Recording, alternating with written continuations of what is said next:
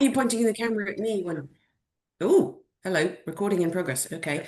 Um, I swear there's $1 trillion to be made for whoever makes meeting software that's seamless and doesn't freak people out and delay meetings. So yes, that's me. I do work at Starshot Capital, but I have to say up front, any opinions I express today, unless I explicitly say they're the opinion of Starshot, they are the opinion of just me. Um, so, so I'm going to talk a bit about my time at Google and the reason that I got into climate in the first place. So Google slid into my DMs one day while I was working in the in the world of entertainment and was like, we need someone to come and make the Google Assistant funny and then help train this thing called Lambda, which is now Gemini. It's probably you've probably interacted with it at some point. And I, for some reason, arrived at Google thinking that you had to have, they're famous for something called 20% time, where you're allowed to spend up to 8 hours a week working on something that isn't your core job. I, for some reason, arrived at Google under the impression from media that you had to have a 20% thing, and if you didn't, you would be fired immediately. So in my first week, got involved with Anthropocene, and in my fifth week, they asked me to be a co-founder of it, which I said was ludicrous because you can't be a co-founder of something that already exists, but apparently in tech you can. So at the time that I joined, it was a sort of a few of us, less, probably about five, who would get together on a weekly basis and talk about how screwed we are and read the IPCC report and sob into our free Google snacks. And then we were like, we're at Google, why don't we just do something about it? Like if 1% of Google's resources were directed this way, that would be billions of dollars. So that's ask forgiveness, not permission. So we grew the group to a 4,500 member internal group, and turned out that the skill set from theatre that is completely fungible for growing a climate community, because when you are trying to sell someone a theatre ticket, you have to be more interesting than staying at home, and you have to be worth braving the New York climate for, which even in its pre-Anthropocene climate period, was always an awful climate most of the year. It's too hot or too cold. And to get someone to come to your climate group once a week when their alternative is hanging out with Python, not a high bar. So we put together various programs, which I've mentioned here. So we see talks, Coffee and Climate, which was a one-on-one where we would help people figure out how they were going to put their skills to work on the climate crisis, and then lots of educational materials. There are a bunch of others, but I'm sort of keeping it brief. And we ended up with members across hundreds of 100% of product areas, and we had multiple VPs, dozens of directors, and all sorts of levels. So this created an awful lot of cross-functional relationships that didn't exist before, and it also gave people a lot of visibility into what was happening across the company. For example, we discovered there were two teams that did not know about each other that were each working on wildfire rapid detection. Obviously, in a company the size of Google, you've got, at the time, I think 175,000 people. It's the size of a pretty decent town. So if you live on Peach Street, knowing what they're doing at number 7 Elm Street across the road, across the town is not always possible. So we were kind of fixing a lot of that, which led us to be able to do something called climate working groups. This was all a sort of bedrock. Climate working groups was a rolling incubator, basically, that we started, where we used 20% time at scale to work on two kinds of projects, hosted and seeded. So the seeded projects were things that we came up with, members would come up with, and we would support them with managerial, legal, technical, and other support to get those projects to the point that they could get investment and buy-in from senior, from directors and above, the people who can give a yes to a budget. And then the hosted ones were things like Project Sunroof, which I mentioned here, which are things that had already been built or were being built, but were grossly under-resourced. And one of the funny things is people think, oh, there must be all the resources in the world at Google. There aren't. It's unless you're building like the key infrastructure underneath search, which obviously keeps the lights on. Even they say that they need more resources. And so Project Sunroof, for example, as I say here, it's an API that helps accelerate deployment of residential solar across the globe. And so we helped put enough people onto it when it was languishing with very little engineering support and very little, like no PGM support and so on. We helped, they were able to add super res versions of the US and then start to expand. So I'm not allowed to say the exact number of what percentage of residential solar deployment in the US is connected to Sunroof, but what I like to say is anyone who touched that project even briefly has a lifetime carbon footprint so far into the negative that they can spend the rest of their life on a plane that's made of coal and powered by plastic straws and eating beef, and they'll still be on the right side of the issue. The agricultural monitoring platform, this was helping farmers mostly across the global south to get paid. The reason I like to mention this one is partly we spun it up completely and it's now a fully funded project. So it came out of whole cloth, but also because this was created by a guy called Alok Talakar, who's this giant of climate and is amazing friend and lives in Bangalore and or Bengaluru. And this was a project that is when you have a country like India with 100 million subsistence farmers with an average farm size of just under 2 acres, um, then you have a real problem of how do you help those people make climate friendly decisions when they're already at a subsistence level and you don't even know who owns all the land. So enter Alok and his team, and it was just lovely to see a team in a very US centric company where people who maybe look a little more or sound a little more like me on the whole, where all the Americans were working for an Indian-led project that was, you know, culturally defined by the needs of people from the global south taking that lead. And then I mentioned Project Eager, and I see I have a hilarious typo here, finding all the beaver farms. Actually, beaver dams, it's supposed to say, but the farms live in the dams, so, you know, it's fine.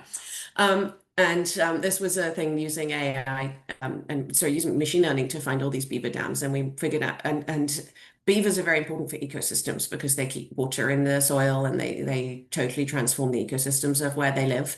But the way that they were historically found these beaver dams or FAMs was that they would go, they would send like PhD students into sort of the remote arse end of Oregon, which is very pretty and lovely for the PhD students, but it's not very efficient.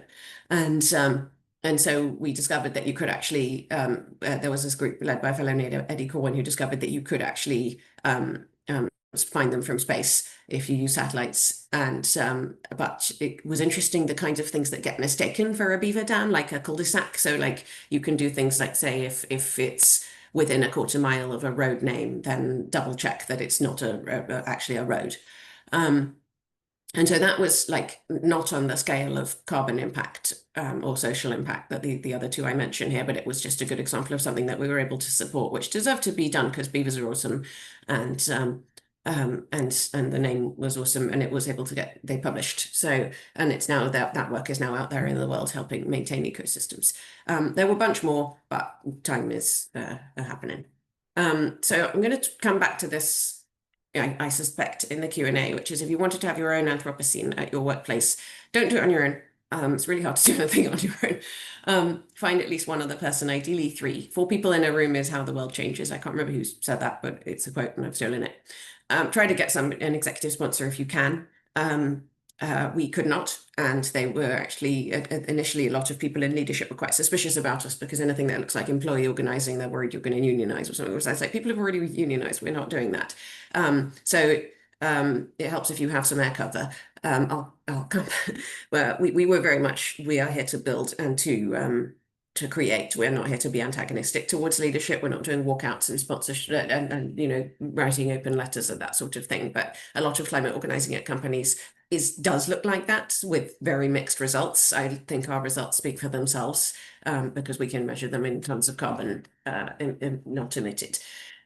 Don't just, if you're doing your own group, be like, yeah, we're going to make it so that the whole of Wells Fargo is, you know, running on green processes. There's probably someone whose job is already to do that, and that person is probably drowning and grossly under-resourced. So like find them and ask them what they're doing and either support the things they're doing, or if they're like, oh, I've got this P3 thing that I'm never going to get around to, be like, hey, we'll do it.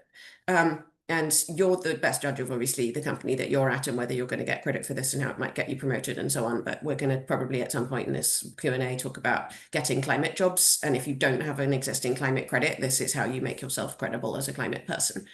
And then if you're bringing in your volunteers, you're getting other people to volunteer to help you. Don't ask them to just get involved. Like tell them, no, we're going to do this one thing. We're going to eliminate single-use plastic across our supply chain. I mean, that's a very large goal, but commit to something specific and have a good plan and then say, and we're going to do it in 6 months, because that way you don't have people get burned out and then quit, and you have them kind of end the show on a high note, if you will. See, it's all theatre really.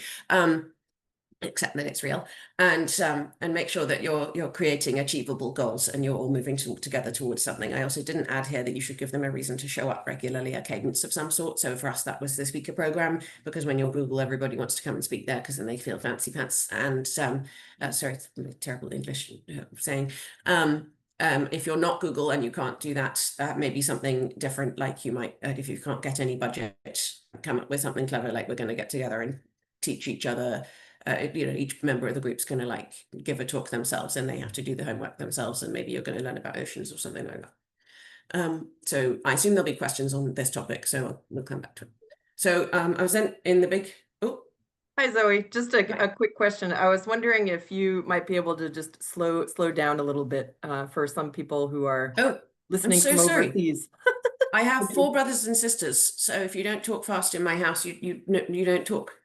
So I do apologize. I can only see 3 people and they all look like they're doing fine. So sorry about that. All right, I'm gonna say. No problem. Thank you. Okay, so then I was in the big Google layoff. If you ever have to be laid off, get laid off from Google. They gave me a lot of money to go away. And so I was connected to the people at Starshot Capital via Work on Climate, which I'm now the vice chair of the board. So Work on Climate is an organization friendly to Terra-Do, and it was founded to help people move into climate work. And I had 2 of its founding members were members of Anthropocene. So I had been one of the first in-house experts that they had. And because of that, I then met Jeremy Brewer, who I'd not met previously, but he's the founder of Starshot Capital and a founder of Work on Climate, but he was more of a behind-the-scenes guy.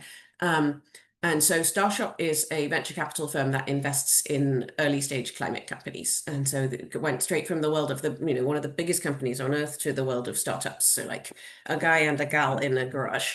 And so we invest primarily across 3 climate verticals. Which are agriculture, the built environment, and industry. The reason for that being that the other sort of big parts of the emissions pie chart, energy and mobility are the primary ones. They are, thank God, now being invested in at a quite serious rate by a lot of people. Like you can see the adoption curves happening with heat pumps and EVs and so on.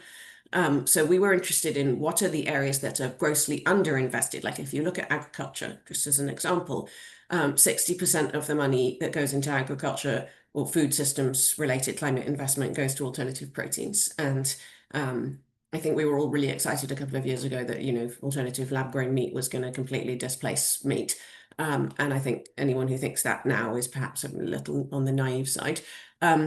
If we are going to all stop eating animals, it's not going to happen in the next 30 years. And the next 30 years are when we're going to win or lose this fight. So, that's a longer goal, perhaps.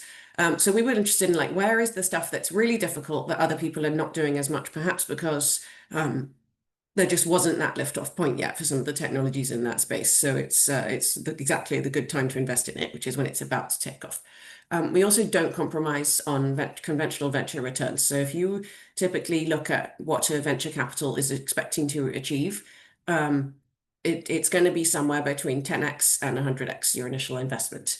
Abby, how am I doing on speed right now? I'm trying to not. Okay, good. Thank you. And because I can't see everybody, so it's hard to register. And so we're still looking for those conventional venture returns. So normally you see across climate, it has been associated with protesters or philanthropists or professionals like professors.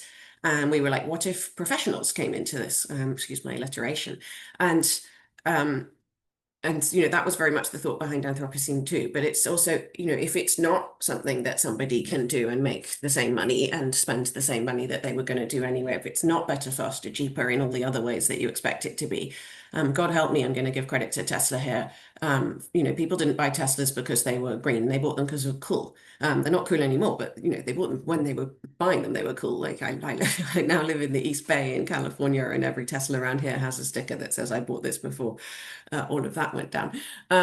And so if you compromise and you say you're an impact investor and you're going to cap returns and all of that sort of thing, you're very much limiting the amount of capital people are going to put towards you, because it has to be people who can afford to not care about that.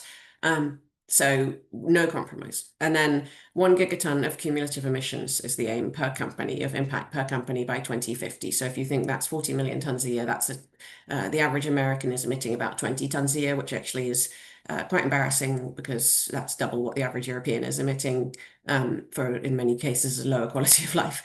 And that's very heavily weighted by wealth, by the way. If you're in the top 10% of the income distribution, you are like way more of the problem, exponentially more than people in the bottom 30% of the income distribution.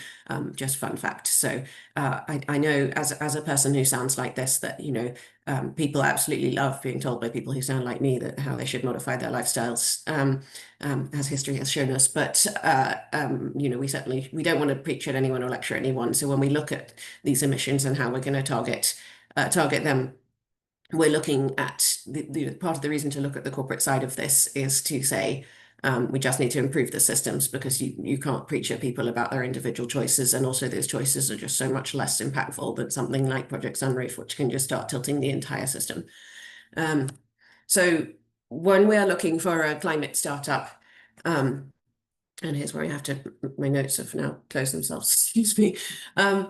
So when we're looking at a climate startup, then one of the things this goes back to this sort of thing of climate has not historically been the place for the professionals. It's been for the professors and the protesters, and the philanthropists. And God bless all those people, because, we've made a lot of progress already. We have actually bent the curve from an inevitable 4 degrees plus by the end of this century to probably around, at the moment, if I had to bet, 2.7, which is still a complete disaster for an awful lot of countries and not nearly a good enough outcome, but it's not total apocalypse guaranteed. So, it's a sort of half apocalypse.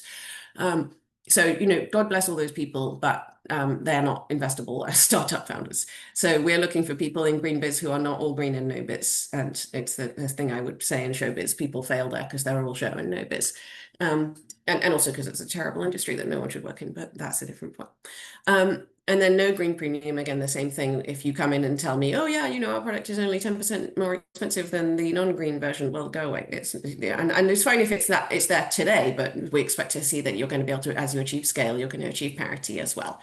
And then when we come to thinking about, from the day that a venture capital invests in a firm to the day that they exit, it's typically about 7 years, and the length of a fund is 10 to 12 years. So you're talking about something that has to be able to survive through 3 elections, if there are still elections in your country, and has to be able to survive massive swings in policy, has to be able to survive possibly in a cycle of boom and bust in the wider economy, changing in macro trends, all that sort of thing. So if they come in and they're like, yeah, 3 years from now, we're going to be here, it's like, well, okay, but what if there's a change in all of these other things that might affect you? And the other thing is also, I'm going to possibly spend 7 to 10 years with you. No assholes is something that, and this is where I can say for the whole firm, we believe very strongly that we do not want to invest in assholes. Back to my own personal opinion. I also really just don't want to make someone rich that I'm going to regret, because then we might create a monster. So being an effective climiteer. Oh, I don't have a logo for this one. Okay. So I'm now going to just talk about what does all of this mean for folks who are watching. And the reason I mention theatre so much here is because I was like the least technical person at Google, certainly the least technical in Anthropocene, and yet I was very good at it. And that was a wonderful, surprising thing. And so I would say to anyone who's on this call, you've already made the jump of showing up here today, which means that you have a skill of some sort that is relevant to this. And maybe it's that you can organize communities. Maybe you're a good storyteller. Maybe you have something that's, you don't have to be the most incredible Google engineer who speaks 4 languages and plays Rachmaninoff on the piano and never got less than an A growing up, which, there's loads of them there. But they would very often say, I have no idea where my skills apply to climate. And we'd have to help them figure that out. And the answer is that if you're here right now, you don't, yes, get some climate expertise, take the Terra course maybe. But you today, as you are, you can start doing this. If you can't find a climate job, so that a climate job I'm going to define here as working at, in its conventional sense, is like I work at a company whose core business is climate. And the job I'm in now is, by that standard, is a climate job. But any job really is a climate job if you think about it. Like if you work in procurement or logistics or finance or insurance, all of these things, climate is changing the fundamentals of your job. So if you're not taking control of that and making decisions based on it, like if you today say, let's say you're an accountant and you advertise today that you are really knowledgeable about all of the legal environment around tax law to do with green credits and all of that sort of thing in whatever country you live in. Today you might say, I'm a climate accountant. But 10 years from now, if you don't know all of that stuff, you're just a bad accountant. So, what makes you a climate person is you're not going to necessarily be a climate supply chain logistics person today, but if you're not one tomorrow, then you're a bad logistics person because it's going to matter increasingly. Like when the Danube was too low, I think it was the Danube, one of the great European rivers was too low a couple of years ago for the size of barge that usually goes up it. Well, if you don't know a bit about climate, a lot of people can lose their jobs. And then to say it again, do not do it alone. Climate is not something that's going to be solved by individuals making slightly better choices and like, oh, we're back somewhere. Like maybe you live in Houston and it's 1,000 degrees and you're surrounded by freeways and you can't bike anywhere because you'll die. Think about therefore maybe more of a systems approach of what you can do to think about, okay, well, maybe I've got kids and they go to a school and that school could get rid of single-use plastic or that school could get a heat pump. And then maybe we've now created a replicable program that can go across all the schools in the district. And suddenly you've in one fell swoop done your entire family's carbon footprint from now until the end of time, rather than just, you could do everything right in your personal life if you could figure out what that is. I mean, I'm an expert on this and I can't tell you like which jeans you should buy. But if you did everything right in your personal life and you were an American with your embarrassingly high 20-ton footprint, you might get it down to 7. But that's not that, with giving up flying and giving up a whole bunch of stuff, but you still haven't actually done that much and you've changed literally everything about your life. And so no, you have to accept that like maybe 3% of people are going to be willing to do that. So think about what it would take to do it on a massive society-wide level and then be like, all right, I have access to a school or a church or a workplace or something like that where I have a sphere of people. And there's a really good example of this. I'm currently sitting in Albany. This is not my house. I'm between houses and can't move into my actual house yet.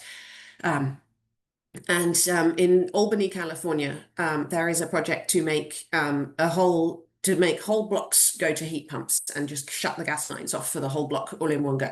And they've managed to find blocks where they had to get like at least I don't know 80% buy-in or something in order to make this economic. Do that. And the reason for doing that is not just that it's massively impactful, but again, if you don't have a climate credit that's going to make you credible when you apply for your conventionally climate job, then now you do, because you've already achieved something. And also your kids are going to look at you like you're big heroes. I wanted to show a picture here of my niece, but I'm not allowed to show pictures of family members on public facing materials because, they're just kids. So here am I with my dog. This is us in a big park. And I often think from the point of view of my dog, what does climate change look like? Because for him, it's like this is multi-generational problem that's happening in the future. But from the point of view of us, this is happening over the careers of everybody in this room. And we will win or lose this fight during the time that you are in the workplace. Unless there's any people here who are like 77, in which case, thank you for being here. And like, wow, good for you that you're still getting engaged and doing stuff. And please do and follow all the above advice, but maybe apply it to more your community. Think about a child born this year. They're going to live reasonably to 21, 25. And so they're going to live with the consequences of what we all do over the rest of our careers, so over the next 20 to 40 years. And they are, hopefully, David Attenborough said, he'd seen a big decline in things like biodiversity and all the climate numbers. Everything had moved the wrong direction during his life, despite all his best efforts, although I'm pretty sure someone like him slowed it down a lot. But he said, think about how our grandkids can preside over a wonderful recovery. And so that kid that's going to live to 21, 25, let's say they have a kid, that kid's going to live to see 21, 55.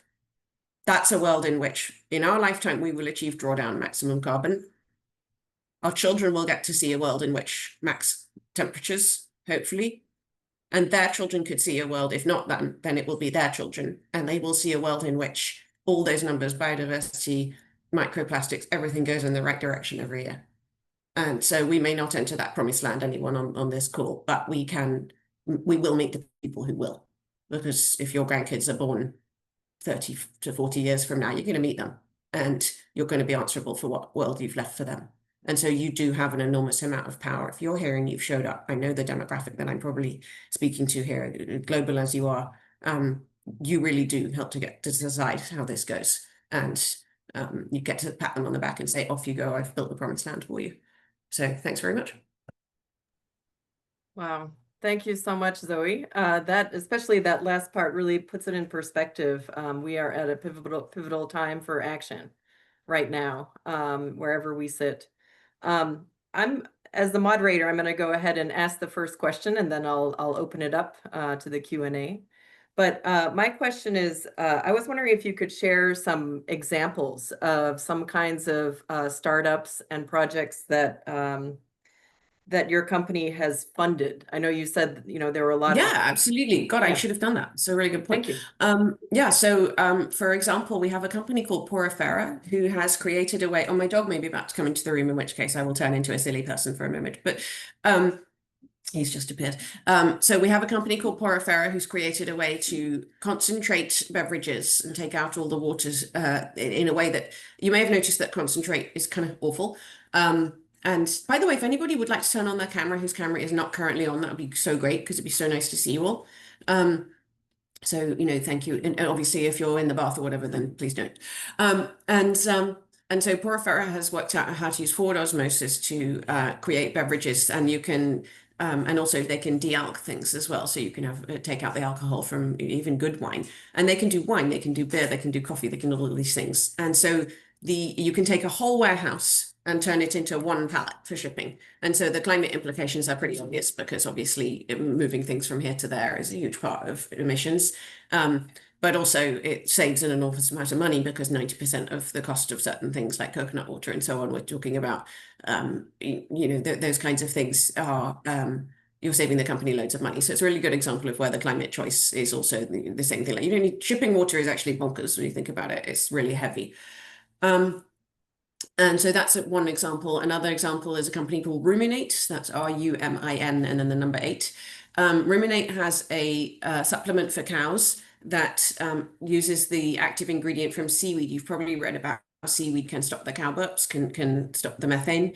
The methane is just cow burps are about 4% of the emissions problem, which is double aviation. So it's like crazy how much eating beef is so much worse than almost anything else we do. But people are not going to stop eating beef. And obviously, a supplement doesn't solve the land use issue. It doesn't solve those kinds of things, but it does solve 4% of the problem like that. So because this supplement solves 95% of the methane. And so that's the climate impact. But then when you think about the business impact, the reason for the methane is that it is underdigested food.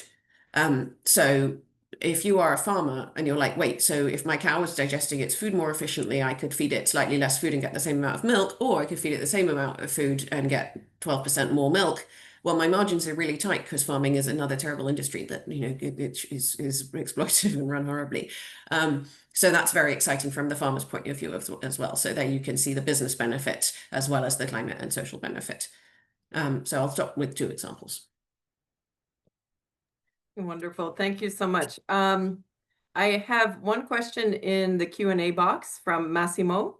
Wondering, Massimo, if you'd like to ask your question on camera. Yeah, sure. Hi, Zoe. Thank you for the talk. Really insightful. My question, I don't know if there's any, one kind of methodical answer to it, but was just surrounding, I think it was your second point of how you try and decide which companies to invest in or how you lead them forward of, you don't want to have a premium on the green option.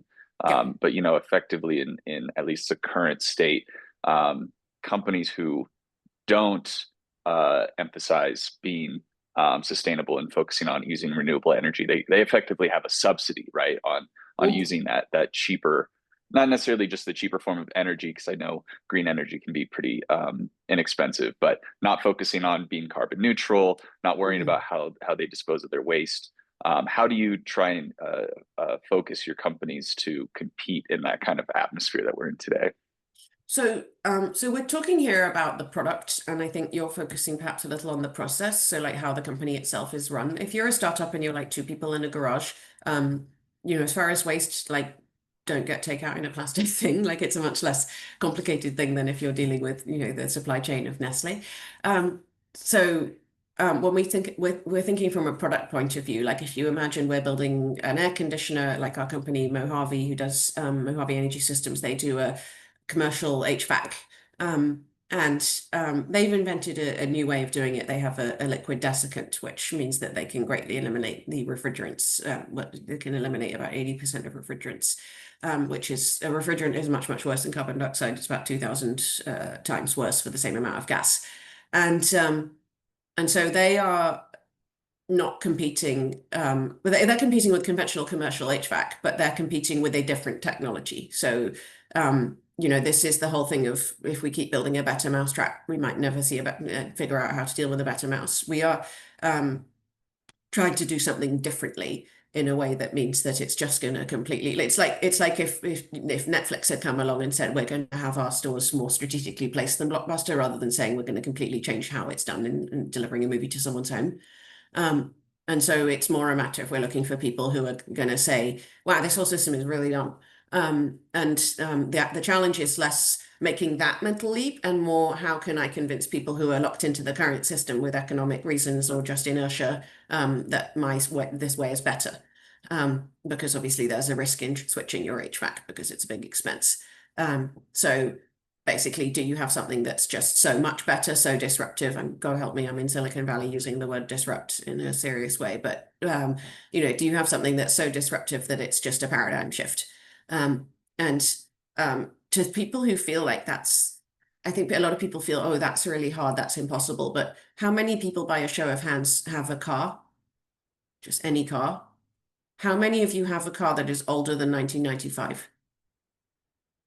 No hands. Okay, so we are going to probably switch out the car fleet of the world one way or another over the next 30 years. Might as well switch it for EVs.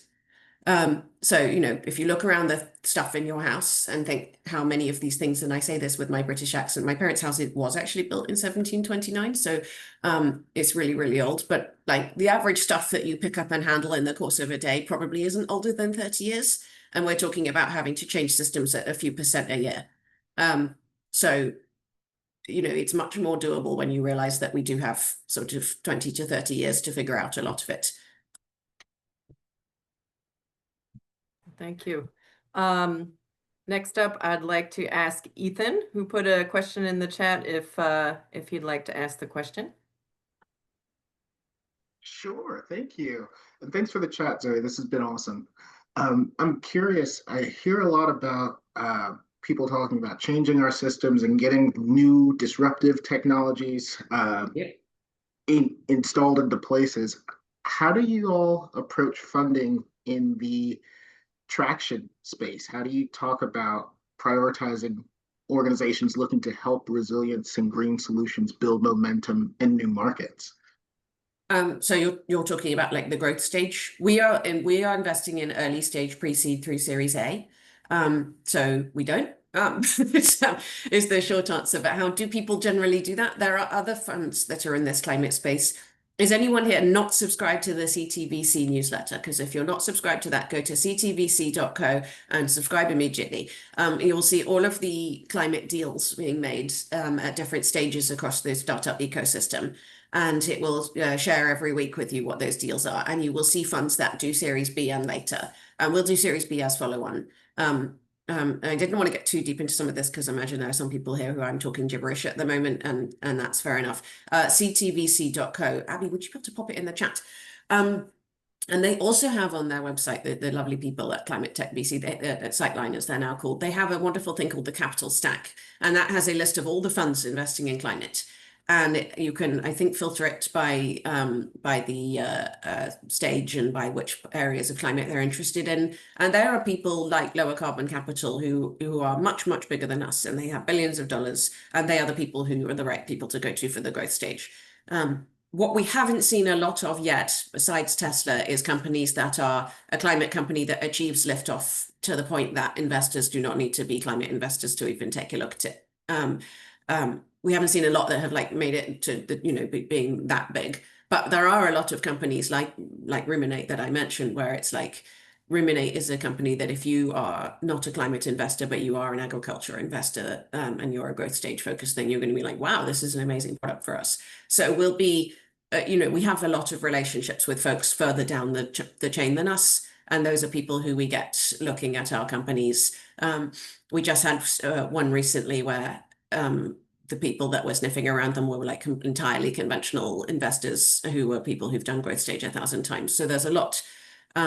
But you have put your finger on something, which is that there are places in the funnel that are more broken or less functional than others. And so making that leap from the lab to the market is kind of the bit that we're interested in, but making that leap from you've entered the market to you're the only player, or, you're the incumbent, that's a harder thing to, well, we're just not of the size that should be focused on it. So there's other people who do that. And I prefer the early stage. It's a bit more like, it's more creative. It's more suits the kind of creative that I like, is perhaps a better way of saying that. It makes sense. But yeah, go to CTVC and look up all the growth funds. It's if you're currently sitting at the if you're the founder of something and you're sitting there at Series B, go and look at Prelude and Breakthrough and the other big people further down. If I may ask a follow-up, I'm curious how y'all factor in that leap from the lab and like proving the viability of an idea to getting that to, let's say, the proverbial people. How do y'all factor in making a solution that's not just a good scientific or creative solution? Fair enough. We do meet people where they're like, yeah, I've got a new way of making steel and it's totally green, and steel is 8% of the problem. So you're like, wow, this is amazing. We're going to solve 8% of the problem overnight. But then you say, how much have you made? And they say this much. And you say, but what scale is that? And they say, no, this much. And for those who can't see me, I'm holding my hands, the size of a soccer ball. And so, yeah, we do. So there's various technology readiness levels, TRLs, and some companies will invest in you even if you've just got an idea on a piece of paper. But generally speaking, if you're like spinning out from a university and you've got something that works in the lab, you're going to want to pilot it with commercial partners. And we are very good at that. We are very good at making those connections where we find firms and it's like, let's get you your pilot, let's prove out that your pilot works. And then let's get you those first customers. And part of what, whoa, my whole table, sorry, the dog is shaking the table. Stop that. Wait. Excuse me. Where you're, we're live.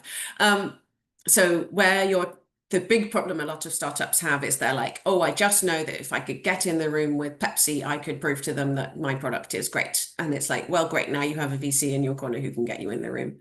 And so that's literally a large part of the job, is to just say, okay, you're the biggest real estate developer in the climate area that in the physical climate, like, in the tropics, and we've got a product that, can dehumidify all of your buildings. And we will get our startups into those rooms by hook or by crook. See, I'm doing another English saying. Great, thanks. Thank you so much. I wanted to see what other questions we have. I'm not seeing more in the Q&A or the chat, and I know other people have questions here. So please feel free to raise your hand or come off mute.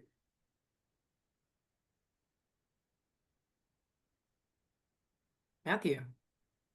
Hi, thanks Zoe for the talk so far. My question for you is, if somebody wants to get involved in this but doesn't have sort of like a great startup idea or something like that, they just want to get involved with a startup, they want to, maybe get a job in that startup, what sort of thing would you be looking for? And what's the sort of skill set or background that really stands out, or past virtue signaling of, hey, I'm part of care.do and all that sort of stuff. I care and I'm such a good person. Yeah, exactly. What sort of stuff would you anyone here ever gotten a job like that?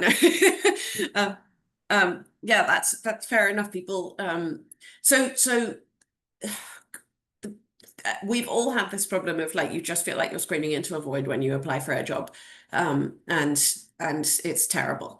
And so so a couple of things. If you don't have a demonstrated interest in climate, which is that you've actually done a climate related thing and you've got climate domain knowledge visible, like you're part of Terra, so you have something you can put on your LinkedIn that's going to prove that, or resume that's going to prove that you are quote unquote a climate person. But if you don't have something where you've like concretely can talk fluently through a project where you can say, oh, I audited the thing and then I figured out where the emissions were coming from and then I submitted a proposal and we did my proposal and now the emissions are cut by this. If you don't have that, you can get that by doing something like Anthropocene within your company or doing it within your community. There's probably something happening within your community that you could get involved in where you could demonstrate an actual impact. And I think what separates the people who are just nice people who care from people who have actually are a climate person is the ones who can say, and then this will impact this many tons, and my role in it was this. The same way you would about any project where you're like, oh, I grew the number of customers or users from this to that. And so you need to have something that's like more of a measurable thing. I think that's what helps with credibility, but you also need to have visibility in their space. Like you're part of Terra and you need to be making friends. And like if anyone here has not put their LinkedIn into the chat and then added each other, do it now, because you should all know each other. You are each other's network.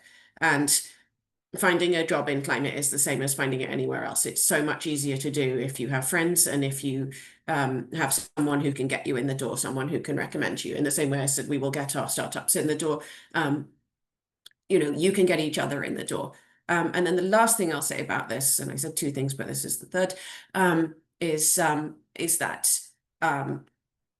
you don't need to be a climate expert to be like the right person to do UX, design or something for a climate company. You need to have good knowledge. You need to have like the basic project drawdown pie chart in your head showing where the emissions come from. You need to know the taxonomy and stuff. If you've taken the Learning for Action course, you know all that stuff. If you haven't, and you can't afford to do it, reach out to them and maybe they'll figure something out. But like read Speed and Scale by John Doerr. He's John Doerr, spelled like that. He's one of the big climate guys and a board member of Google.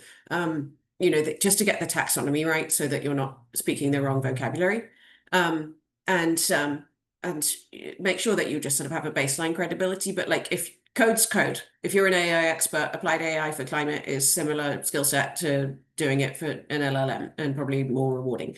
So having worked on both, I know which I like.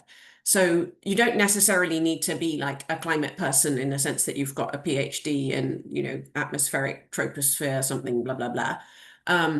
But it helps if you have like a baseline knowledge accompanied by a skill that's highly in demand at these companies. And then there's just no substitute. Like climate weeks happen in various cities around the world. There's one in London, there's one in Seattle, there's one in New York, which is massive, which is coming up soon. If you're based in New York and you're not going to New York Climate Week, that is silly. You should go.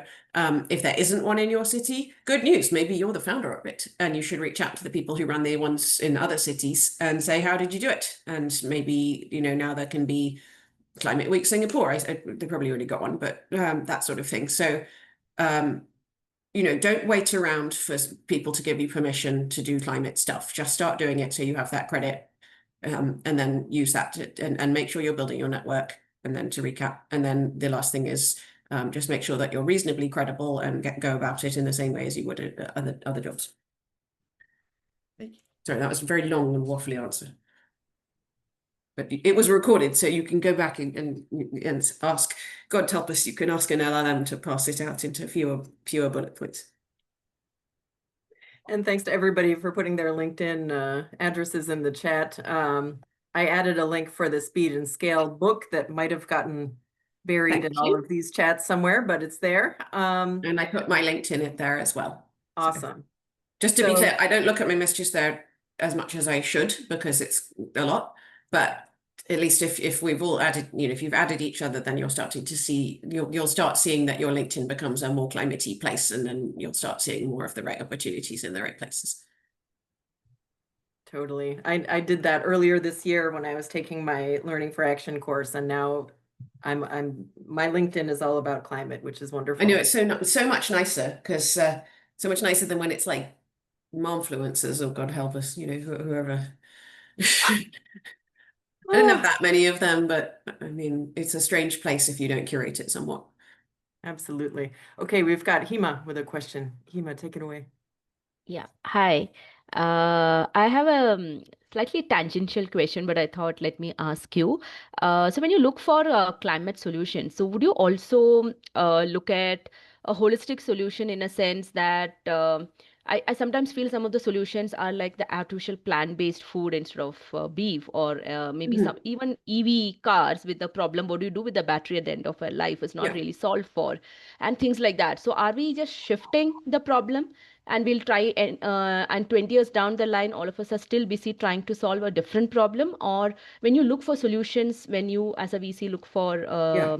the people who are creating solutions, do you have a checklist where you also look for more like, okay, is it ticking in multiple boxes and not just climate Totally, yeah. mitigation? I mean, this generation's solution is the next generation's millstone. If I were looking at food waste in the 1960s, I'd be like, plastic. Oh my God, it's brilliant. This is like the best thing ever. And now we're like, what have you done? So it would be really nice to like not do that to the next generation. And so on the one hand, yes, you do need to do a full life cycle analysis, and that is like if you know how to do that, then you're way ahead of the curve. And the answer, I do not know how to do that, but I have people on my team who do. I know how to do parts of it. So yeah, what happens to the battery when you're done? Like we're trying to move from the sort of take, make, chuck economy to one that is regenerative, one that gets stronger each time you go around. Like if you build a seawall to protect your city, you have to maintain your seawall every year. If you build a mangrove swamp, it maintains itself and gets stronger every year. That's the difference between a linear solution and a regenerative solution. So we're much more interested in people who are thinking in this much more intelligent way of like what happens to the copper, what happens to all the useful bits. Was it designed to be disassembled rather than to have to be destroyed at the end of its life, for example, so you can take all the materials back out? And so on the one hand, yes, we do want to focus on all of those things because it's really important that we completely change the way that we relate to stuff. There's another great book, Cradle to Cradle, which is like the book that completely changed my life, which is it's also even printed on this like paper that's fully biodegradable. And it says, in nature, waste is food. One creature's waste creates the cycle for fungus or for other things to grow, and then that, it's the circle of life. I'm going to do my full Mufasa moment here. And so we do want to think that way, but we also one person, one company cannot do everything. So it's okay to say to yourselves, TerraDo is focusing on getting 100 million people into climate. The global economy is 100 trillion, something like this, about that. And what we probably need to be investing into climate solutions is about 7 to 10 trillion, which sounds like an enormous number until you think, okay, 7 to 10%, and we're already at 2 or 3 trillion. So suddenly you realize I'm never going to be 7 to 10% of the economy on my own, or my one business, my one industry. We're never going to be that much of it. So we're going to have to do this with those other 100 million people. And so you say to yourselves, okay, we are focused on this bit of the circle, but we are aware of who's next to us in the circle. And so we are aware that our product exists in a way where yes, we designed it to be disassembled, but on the understanding that there's maybe another company who's then going to take the bits of it and put them into take them as a waste stream from us and put them into something that's useful for them. So it's okay to do it as a collaborative thing where you don't expect your company to then somehow integrate itself across an entire supply chain where you're like dealing with every piece of it. That's the magic of capitalism, is that you can focus on the bit that you're really, really good at. So don't try to do everything, but do be aware that everything needs to be done. Excellent. Thank you. Thank you. We've got about 3 minutes left, and I'm wondering if anybody has any questions. Massimo. Yeah, if I could steal one more question. I guess on the topic of making your own Anthropocene in-house, is there like one or one or two universal parts of any business that you think they should target once you have started that Anthropocene, or does it really depend on the type of industry you're in? It does really depend. Like if you're doing financial services, for example, then like let's say you're Wells Fargo. I don't know because I'm not at Wells Fargo, but I have a friend who's a product manager there. I was like, I don't know if like selling a green product is like we're going to do a green mortgage, whatever the heck that is. Or is that the most effective thing, or is it like we're going to stop? I mean, obviously, the number one thing that any of the large banks could do is stop underwriting or funding new fossil fuel infrastructure. So it's easier to do a yes and than to say let's stop doing a thing. So if you do work at, say, Citibank, and you're like, let's stop on, putting up money for new fossil fuel infrastructure. I mean, good luck. Like, you're the best judge of how willing you are to get fired for this. So it might be easier to say, no, we're going to instead put more money into renewables, and we're going to make the business case that money should be transferred from the one budget to the other over a period of time. So it is going to be very business specific. I would say that if you're any company that makes a physical thing, that procurement is a really good place to look. Like, look at your supply chain, look at where you're getting your materials from, because if you can make that 3% greener every year, then in a generation you've fixed it. But where the power centers are in your company. Like, it's going to be the finances people, the budget people, but you also are going to figure out how flexible those people are and how open they are to maybe doing things a bit more intelligently. But definitely don't try and do everything all at once. Pick a spot and fight your battle on that spot. And that's a terrible framing. It shouldn't be fight your battle. It should be do your collaboration on that spot. Because if you come at them with an antagonistic thing, they're going to not like it. But if you work at a giant chip manufacturer, and I don't mean a semiconductor, I mean like actual fries, and you're like, we can work with our farmers across our whole supply chain to do an eco potato and put it in the chip and like in the fry, and nobody's going to notice the difference at the consumer level, but we're going to know we did it better. Wow, you've done your entire lifetime carbon footprint many times over by that point. So it's amazing how doing one solution of one part of the problem can really resonate across the wider. And also, if you did then pull it off, write down how you did it and share it with your counterparts at other companies, because not only might they then poach you and hire you to do it for them for more money, but you've also now started to have an influence beyond your immediate sphere. Great. Fantastic. Well, Zoe, I really want to thank you for this Thank you. super inspiring presentation and answering everyone's questions. And They were really good questions, by the way. Thanks, great everybody. questions. Yeah. Great questions from the community. And thanks everyone for joining us today. Yeah, I would like you to make sure to see what else is coming up on the TerraDo calendar. We've got a lot of other events in this space. And thanks again, everybody, especially Zoe. Have a wonderful day. And thanks all for choosing to be part of this, because you could be spending your lives, as a consultant making spreadsheets for companies that then do nothing with them. And you're choosing instead to be here. So you're already part of the solution. Thank you. Thank you. Thank you, Zoe. Thank you so Thanks, much. Zoe. Thanks, everyone. Thank you, Zoe. Thank you.